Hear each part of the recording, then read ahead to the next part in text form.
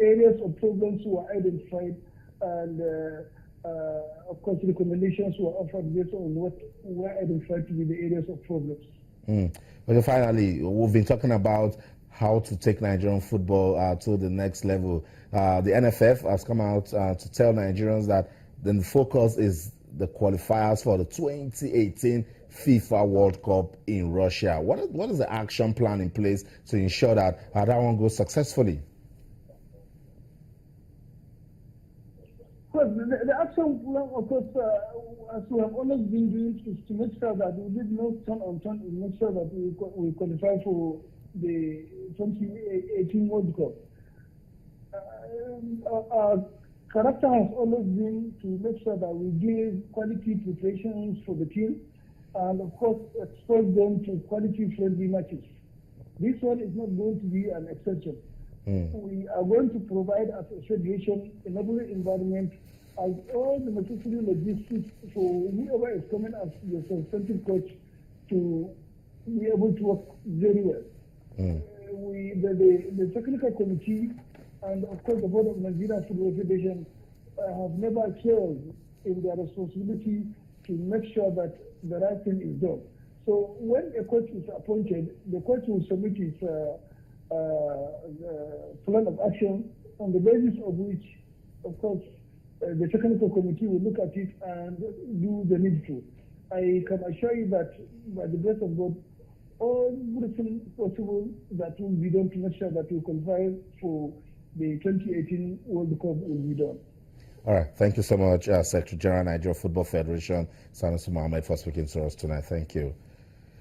Okay, Yemi. Good thing is no disagreement. So it seems the Ministry of Sports, they like what the NFF seems to be doing at the moment. Just quite unfortunate the team didn't get to qualify. But at this point, I think we should be talking about putting down real structures that will give us long-term success. I mean, it shouldn't be our not qualifying for the Nations Cup that should make us start thinking about all of it. You know, let me use England for example. They've managed to qualify for the big tournaments. But you see, you keep hearing those guys saying, we have a problem, we have a good league, our players are not growing in this league. You look at the big clubs, how many players that could play for England. So those guys are really looking at how, and of course, I mean, you can't blame them. They are doing things to ensure that their own players, you know, grow in that system, get to play. You can say whatever you like about their players being overpriced, but those guys are ready to ensure, and they are ready to do anything that their players grow through the ranks, and they have a good product. First, we need to sort out our product, because that's the only platform any youngster has. If you take a good player from, I don't like calling our players second-class citizens, but look, skill won't cut it. Just like boxers will tell you, your nationality sometimes, you know, helps you to get far. So if we can solve what is going to be the platform for these players, you know, sort it out with the home leagues, ensure that you have academies springing up, and you know, you run the league the way it's supposed to. I give the LMC credit for the improvements we see in the league, but we still have a long way to go. That's the truth about it. And I hope those are the things we will focus on, because I'm telling you, Austin, let's joke about this. You know how most of us say that even if you bring a 5th grade coach to Barcelona, it's still going to win. Yeah, because you have the structure. I believe I can't coach Barcelona. Yeah. I did a FIFA manager. Yeah. But I have players like Iniesta and Piqué. But you have a structure that produces those guys, and it's left to the coach to do what he's paid to do, and they get the results. So that's why I think our efforts. Well, those who want to hire a foreign coach should go right ahead, but you know, I think more effort should go into the league to ensure that it's developed, to ensure that we are producing talents, to ensure that clubs are run the way it should. If we're able to get that right, we fix 90% of our problem. So even when we do not qualify for major tournaments, it will worry us, but it won't be painful as this. Because anytime it happens, it reminds us of our problems. So if we fail to qualify, we know that at least we are getting something done And then it tells us that we've not been doing that right thing. Yes. So if we have a proper structure in place, oh, Mr. Yemi Adiba, you want to coach the Super Eagles? This is our system. This is what has been working for us. This is a success policy. Work with it. And then it's even easier for you because you already came to meet a winning formula on ground. It's not going to take you 6 months to hire or fire a coach. That's right. Because you have a focus, you know where you're going. That's what it is. I mean, you take care of all the distractions. I think, as much as I like the efforts that we are putting into our national teams, we're allowing what should not suffer. And that's the development of the game. And look, the future of millions of young people that want to play football here in Nigeria is at stake, because the word on the street, and even most of us, is that you have to travel abroad.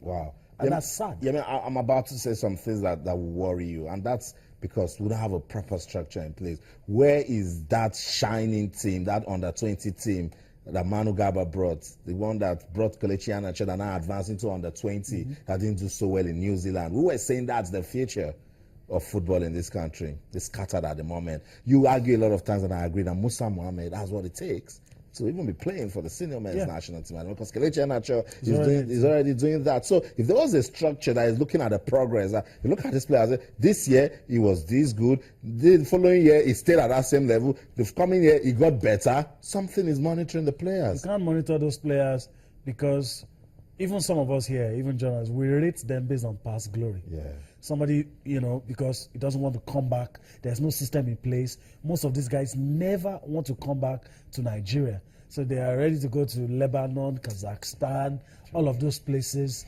And they play their best football and they don't get noticed. That's the problem. I mean, how many under 18s do you see from Brazil go to places and suffer all around? But they have a system that can keep them in their leagues. And that's why I feel until we get... I mean, I hate bringing up South Africa, but I have to. Yeah. Because that's an African example. Yeah, look at Egypt. Look at Egypt. The only reason why it's not working with South Africa is that they are not as blessed as us. That's just it. We're not making use of the blessings. But we are blessed. It's obvious. But we're just not, I totally agree with you. And so you heard from the Secretary General of the Nigeria Football Federation. The talks about the foreign coach not yet definite. They met with the Ministry of Sports, and it says they will still keep talking about it. The NFF, they're in charge of football in the country. So if they feel that the way of the foreign coach is the way to go, then the Ministry of Sports just need the support. But hey, football fans in Nigeria, what do you think? Foreign coach, indigenous coach, what do we really need to fix to make Nigerian football shine again? Talk to us on Twitter, @channels_sports, and on Facebook, @channels_sports. Let's keep the conversation going.